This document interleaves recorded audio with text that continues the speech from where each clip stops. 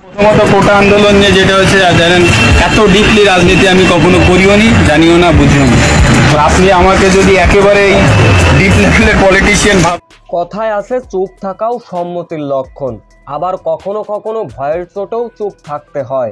তবে মাশরাফি বিন মুর্তজা আজকে যেটা সবার সামনে বললেন, সেটা যদি আন্দোলন চলাকালীন সময় একটা ভেরিফাই ফেসবুক পেজে স্ট্যাটাস বা ভিডিও বার্তায় বলতেন, তাহলে হয়তো তার বিলাসবহুল বাড়ি এবং ভক্তদের কাছে তাহলে আর অপমান আর লাঞ্ছিত হতে হতো না।